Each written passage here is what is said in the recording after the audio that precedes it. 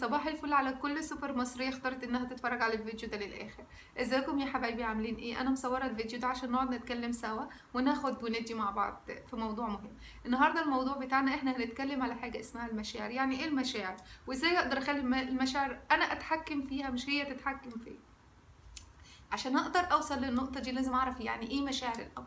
المشاعر هي مجموعة من الحاجات الداخلية اللي بتحصل لك، بتشوفيها الاول وبعدين بتفكري وبعد كده بتتفاعل معاكي طول اليوم. يعني ايه؟ يعني لو واحده مثلا صاحبتك شافتك يوم الصبح وقالت لك واو ده انت خسيتي، ده انت جسمك بقى تحفه، ده انا مش عايزه اقول، هيحصل ايه منك؟ عينك هتشوف كلامها ودماغك هتفكر في اللي هي قالته، وبعد كده هتشوفي نفسك ايه، سعيده وفرحانه واكسايتد، واو ده انا خسيت، ده انا مش عارفه ايه، ده صاحبتي قالت لي ده انا خسيت، وهتبقي تصدقي فعلا ان هي اللي هي قالته لك، وهتبقي فيري اكسايتد طول اليوم. العكس تماما لو حصل ان انت كنت في مدرسه ابنك والمدرسه قالت لك انه ابنك محتاج تقويه، او ابنك ضعيف في المدرسه، او ابنك محتاج ان هو ياخد دروس تقويه، او هتلاقي مودك كله طول النهار اتلخبط، وطول النهار حسيتي نفسك متضايقه، وحسيتي ان انت ام فاشله، وحسيتي ان انت مش عارفه تراعي ولادك، وحسيتي ان انت مش عارفه تعملي بيتك. طب وتعملي ايه؟ طب وتتصرفي ازاي؟ طيب المشاعر دي عباره عن ايه يا بنات؟ المشاعر دي عباره عن حاجه انا هشبهها لكم تشبيه رمزي كده بسيط علشان خاطر تقدروا ان انتوا تستوعبوها يعني وتاخدوا بالكم من الفكره. المشاعر دي عامله زي البحر بالظبط. فاكرين زمان لما احنا كنا بنروح اسكندريه بنبقى فيري اكسايتد، زي واو رايحين اسكندريه ويلا وكذا وكذا وكذا. ولما بنروح اسكندريه طبعا احنا لا بنعرف نعوم ولا جايبين معانا لايف جاكيت، او جايبين معانا حاجه تعمل لنا سبورت ان احنا لو نزلنا الميه بتقدر ان هي تحمينا من الحاجه. فبيحصل ايه؟ بيحصل ان احنا بنقف ستاك مش عارفين نتصرف، صح؟ وده بالظبط اللي بيحصل معاكي في المشاعر. اوقات كتير لما بنكون زعلانين او حزنة او متضايقين بنحس ان نفسنا واقفين، نحس نفسنا مش عارفين نتصرف. طيب احنا دلوقتي عايزين نعمل ايه؟ لا عايزين نعمل كنترول على مشاعرنا او ان احنا نلغي خالص مشاعرنا. احنا عايزين كل اللي عايزينه ان احنا نعمل تلجيم لمشاعرنا. تلجيم لمشاعرنا يعني ايه؟ يعني ما نقعدش، يعني ايه؟ هقولك على بعض خطوات ان شاء الله هتفيدك، بس في نهايه الفيديو تابعيني ارجوكي. دلوقتي اللي انا عايزه اقوله لك، عايزه اقول مين السبب في المشاعر دي، ازاي انا بحس كده، ازاي انا اوقات بحس انه انا سعيده ومبسوطه، واوقات تانية بحس ان انا داون ومش مبسوطه والحياه مش كويسه معايا. الحقيقه واللي هيصدمك في الموضوع ان انت وتفكيرك هو ده السبب الرئيسي في احساسك، مش اي حد تاني بره، مش اي حد تاني بره، مش جوزك ومش ولادك ومش شغلك ومش صحابك ومش الطريق ومش مش الجو ومش اي حاجه تانية. السبب الاساسي في مشاعرك واحساسك هو نفسك، هو تلقيقي للعوامل الخارجيه. يعني ايه تلقيقي للعوامل الخارجيه؟ طيب تلقيك للعوامل الخارجيه يعني ايه؟ يعني انت لما حد بيقولك حاجه بتتفاعلي على حسب انت عايزه تتفاعلي فيها ازاي. يعني يا ترى انت عايزه تتفاعلي فيها بطريقه ايجابيه، ولا عايزه بطريقه كويسه تفيدك، ولا عايزه تتفاعلي فيها بطريقه سلبيه وهتقعدي كذا تنكدي. الحياه اختيار، يا تختاري كده يا تختاري كده. وبالنسبه لينا كاننا لاننا بني ادمين، ربنا سبحانه وتعالى خلق لنا حريه الاختيار دي في كل حاجه، حتى في اختيار الكويس وفي اختيار الوحش. يعني ايه يا جينا الكلام اللي انت بتقوليه ده؟ فهمينا اكتر. اوكي انا هفهمك يا حبيبتي. يعني انت لما تيجي مثلا تشوفي مثلا جالك قرار من الشغل ان انت خلاص من هي خدمتك ومش هتقدري تكملي معانا تاني، اوكي؟ احساسك ايه هيكون في الحالتين؟ اوكي، في ناس ممكن مثلا تفكر تقولك ايه، خلاص انا كنت كده كده زهقانه من الشغل، انا كنت كده كده مش طايقه المدير، انا كنت كده مش متقدره، هدور على شغل تاني وان شاء الله ربنا هيوفقني. وفي ناس تانيين ممكن تقول ايه، لا ده انا علشان خاطر ده انا اصلا استاهل، وانا اصلا اللي اديتهم من شغلي واديتهم من مجهودي، واصلا هم ما بيستاهلوش، واصلا هو كذا واصلا هو كذا. انتوا شفتوا الموقفين؟ شفتوا ده مشاعره ايه وده مشاعره ايه؟ شفتوا ده شاف الوحش ازاي وشفتوا ده شاف الحلو ازاي؟ ده بيحصل معانا كل يوم. احنا كل يوم بيجي على بالنا وبيجي على افكارنا 200 فكره و200 وحاجات كتيره قوي، اب داون اب داون اب داون. لو انت هتفضلي تمشي مع كل فكره وهتفضلي تمشي مع كل احساس بيجيلك ولا كذا، هتبقى عامله بالظبط زي اللي في قلب البحر والموج عمال يشيل ويهبط فيه ويشيل ويهبط فيه ويشيل ويهبط فيه. طب انت لا بتعرفي تعومي ولا عندك عوامه ولا تعملي حاجه، يبقى هتعملي ايه؟ طبيعي انك هتعملي ايه، صح؟ اوكي. فالنهارده احنا عايزين نتكلم ازاي تقدري تعملي كنترول على المشاعر ديت. ازاي؟ عشان تعملي كنترول على المشاعر دي لازم الاول تعرفيها. هي دي سامعاني انا بقول لك ايه؟ لازم في الاول تعرفيها. في الاول تعرفيها يعني ايه؟ يعني تراقبي تفكيرك. تراقبي امتى بتكوني حزينه، امتى بتكوني فرحانه، امتى لو حصل الحدث الفلاني دوت طب انا ليه اتضايقت؟ طب يا ترى هو كميه مضايقتي ديت فعلا تستاهل الحدث اللي حصل ده، ولا انا اكتر بدي اكتر؟ يعني بتضايق اكتر وبدي الحاجه اكبر من حجمها. طيب لما اجي دلوقتي اتكلم معاكي واقول لك ممكن تقعدي مع نفسك وتفتكري النهارده ايه اكتر حاجه ضايقتك، هتفتكري؟ طيب اوكي، انا اكتر حاجه ضايقتني النهارده انه مثلا كنت عايزه اعمل حاجه وما حصلليش ظروف ان انا عملتها، بس خلاص قلت قدر الله ما شاء فعل وما حصلش خلاص. ممكن حد تاني يقول لا ده انا كان لازم وده انا كان لازم وده انا ليه وانا لو والعيب فيا والعيب في الظروف والعيب في الدنيا. لا ده مش سالم، ده مش سليم، ده مش سليم. عشان تتحكمي في مشاعرك لازم تعرفي مشاعرك الاول. لازم تعرفي امتى بتكوني زعلانه، لازم تعرفي امتى بتكوني حزينه. طب لو حزينه ليه؟ ولو زعلان لو فرحانه ليه؟ طيب الوقت اللي انت بتقعدي فيه لو حد اتكلم معاكي بطريقه مش كويسه، يا ترى الوقت دوت يعني بيطول معاكي طول اليوم ولا بيقعد معاكي فتره معينه؟ كل حاجه لازم تسجليها. لو انت عايزه تتطوري وعايزه تطوري من احاسيسك ومن مشاعرك لازم كل حاجه تسجليها بالورقه والقلم، تسجلي احاسيسك.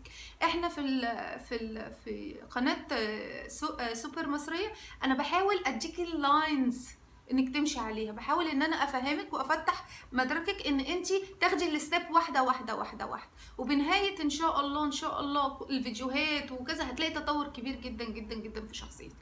عايزين نعرف بقى ايه الفرق بين الانسان. احنا النهارده الاول انا هتكلم ان جنرال عن المشاعر ان جنرال، وبعد كده هجهز فيديوهات تكون مخصوصه عن الزعل، عن الحزن وعن الالم وعن السعاده وعن الحقد وعن الغضب وكل ده بس بتفصيل اكتر. دلوقتي احنا بنتكلم عن جنرال. ازاي اعرف ان انا حزينه ولا مش حزينه؟ ازاي يعني انا او مثلا ازاي اعرف ان الشخص ده حزين ولا مش حزين؟ اول ملاحظه ممكن تلاحظيها على الشخص اللي مش الشخص الحزين انه كتافه تحت عامل كده وراسه مدلدله كده، اوكي، مدلدله وعينيه ما بتلمعش، يعني حزين. هي از فيري ديسابوينتد. عارفين يعني ايه يا بنات؟ يعني لما بنمشي في الشارع وبنلاقي واحد كده اعرفوا ان هو شايل هم الدنيا، شايل هم الدنيا. طب احنا وبالنسبه للعكس بقى، الانسان المتفائل اللي بيشوف الجانب الايجابي، اللي بيشوف الدنيا حلوه، اللي بيشوف انه مهما حصل من مشاكل وده وارد انه يحصل مشاكل بس كيفيه تعاملي معاها ده هيكون ازاي. الشخص التاني هتلاقي كتفه مفروض، بيتكلم بثقه، بيضحك، بينبسط، بيشوف الكويس في الحياه، ما بيركزش في الوحش. ده الفرق بين الشخص ده وده الفرق بين الشخص ده. طيب عايزه اقول لكم انه في حاجه كمان بتاثر عليكي جامد. اللي بيأثر عليكي ان انت طول الوقت بتقولي لنفسك انا مش هقدر، انا مش هعرف، انا كده، انا حزينه، انا زعلانه، انا الدنيا ملطشه معايا، انا كان نفسي يكون عندي فلوس كتير، كان نفسي يكون عندي بيت حلو، كان نفسي يكون. شايفين دي؟ كل دي مشاعر ايه؟ كل دي مشاعر سلبيه بتبنيها لنفسك.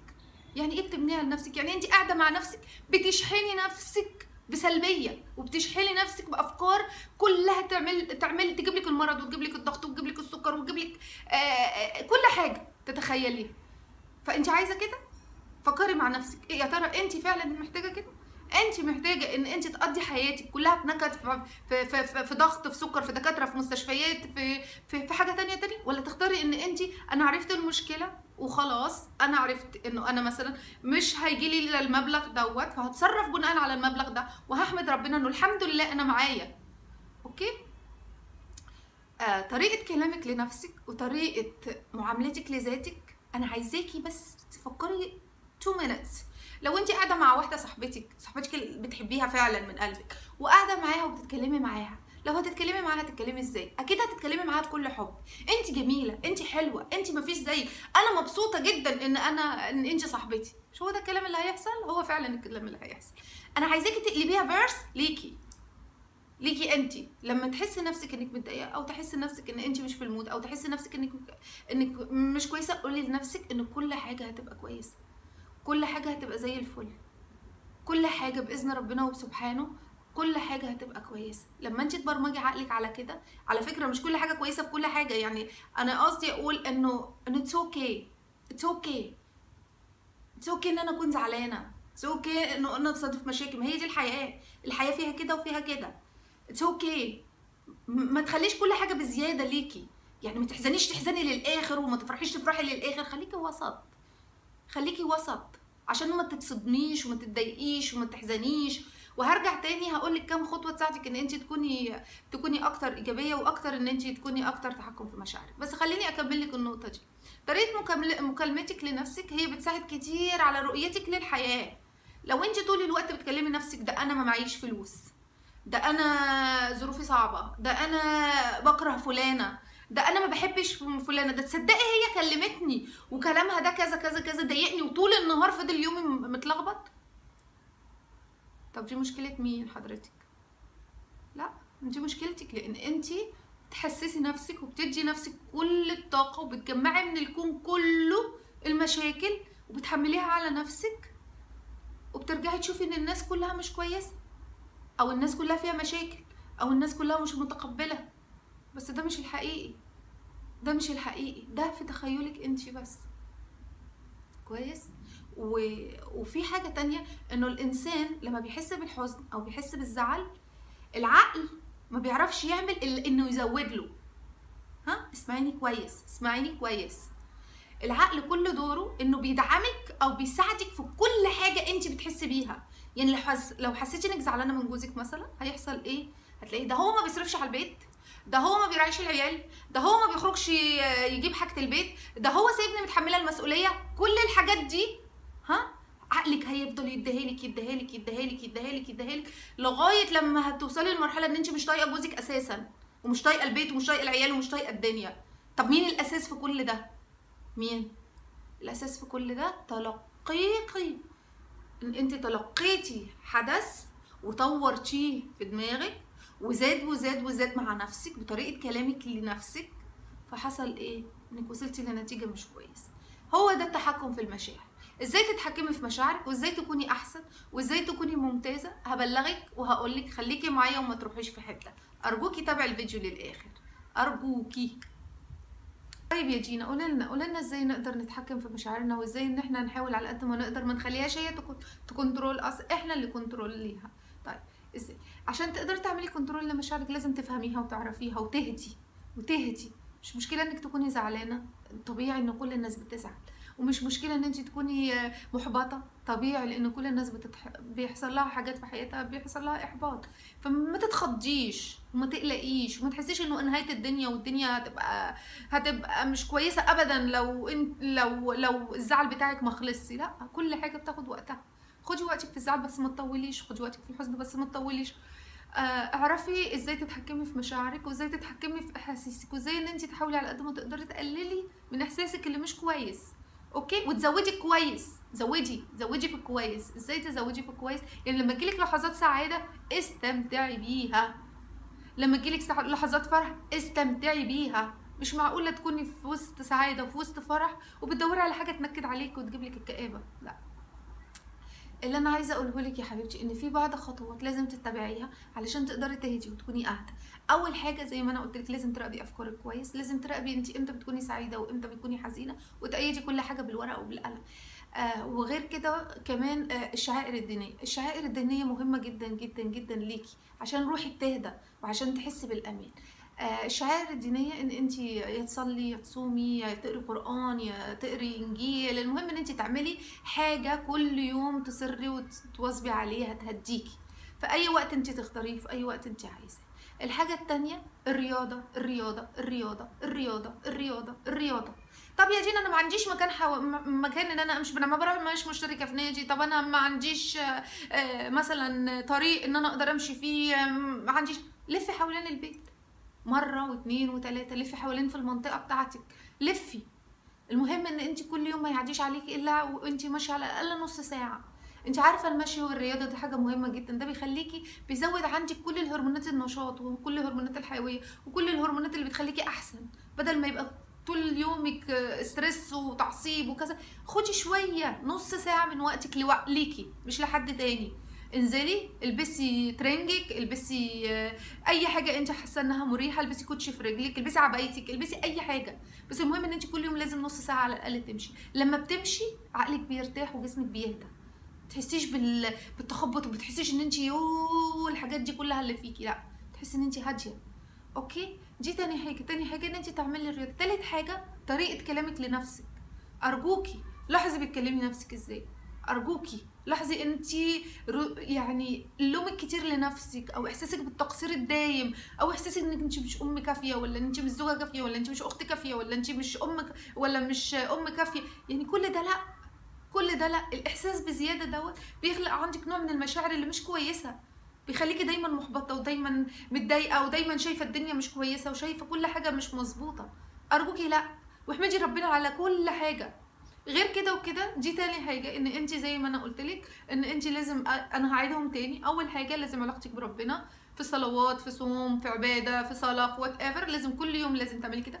تاني حاجه الرياضه، لازم تمشي رياضه على قد ما تقدري، وتعملي رياضه على الاقل في اليوم نص ساعه. تالت حاجه ان انت تحاولي على قد ما تقدري تركزي في طريقه كلامك لنفسك، وتاخدي كل حاجه على الهوا ده، بالراحه بالراحه بالراحه، واصبري على نفسك.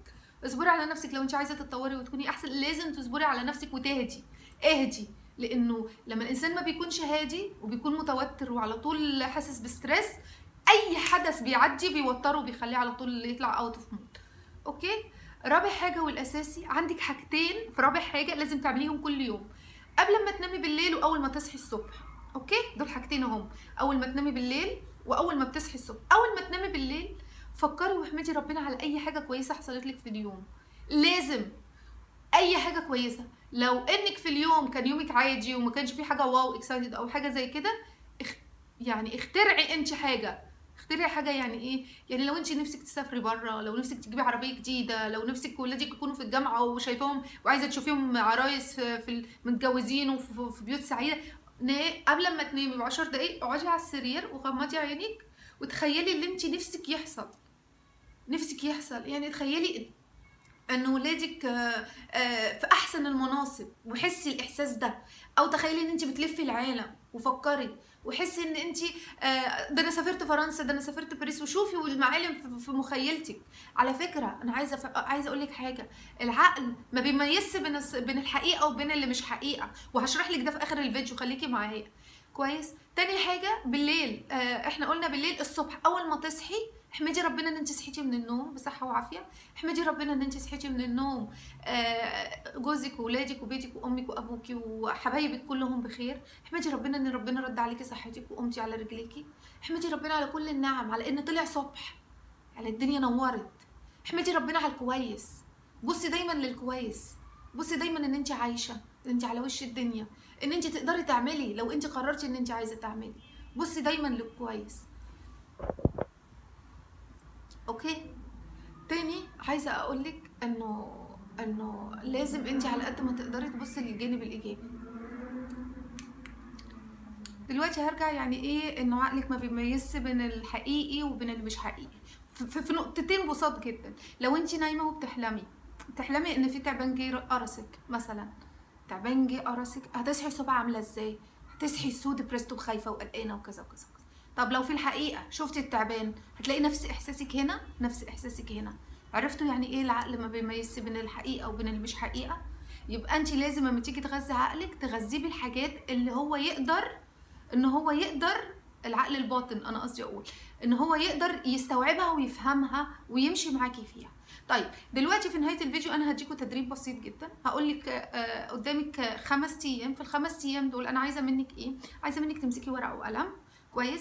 اي حاجه احساس او مشاعر هتصادفيها في ال5 ايام دول سجليها، وسجلي احساسك بالمشاعر بالحدث دوت فضل معاكي قد ايه. يعني مثلا لو النهارده على سبيل المثال حصل لك حاجه بسطتك جدا وكنت يعني مبسوطه فيها وفيري اكسايتد ليها وكذا وكذا وكذا، سجلي انه في الساعه الفلانيه حصل كذا كذا كذا، وانا فضلت سعيده لغايه الساعه الفلانيه بسبب الحدث ده كويس. طيب ولو حصل لك حدث العكس مش كويس، اكتبي انا في اليوم ده حصل كذا كذا كذا كذا كذا كذا، وفضلت حزينه او زعلانه الوقت ده لغايه الوقت ده، وافضلي على الحال ده لمده 5 ايام. وبعد ال5 ايام فري الورق ده، فري فري فري، وشوفي انت كنتي ازاي، وحاولي في خلال من اول يوم ل5 يوم حاولي تعملي كنترول. يعني زي ما بنقول ايه، تستشفي كده انه ايه اللي بيطول معاكي اكتر، او تستشفي كده انه يا ترى اقدر اقلل ده ازاي. اوكي؟ وهتلاقي نفسك بعد ال5 ايام دول بدات مخك يتبرمج ان هو يعرف ايه اللي كويس اللي بيحصل وايه اللي مش كويس اللي بيحصل. لا اول ما يجيلك حاجه مش كويسه وتحسي ان انت هتبداي تفوري وتتضايقي او كذا او كذا، ابداي قولي لنفسك انه ايه، انا عارفه انه ده مش كويس وعارفه انه ده بيضايق، بس هيتخطاه وهياخد حجمه وهيعدي. تكلمي نفسك كانك بتكلمي حد من صحابك زي ما قلت لك قبل كده في الفيديو. ارجوكي اعملي التدريب دوت وشاركيني تجربتك فيه هتكون ازاي. ابعتيلي على الصفحه بتاعتي او ابعتيلي او اكتبي على الفيديو من تحت، انا هقرا الكومنت. وشكرا ليكي وشكرا لمتابعتك الفيديو بتاعي. شكرا ليكي، شكرا ليكي ولانضمامك لقناه سوبر مصريه. شكرا ان انت عملتي لايك وسبسكرايب وشير. شكرا ان انت اتفرجتي على الفيديو للاخر. انا بحبك كتير وبتمنى لك كل السعاده في حياتك. مع دينا اللوزي.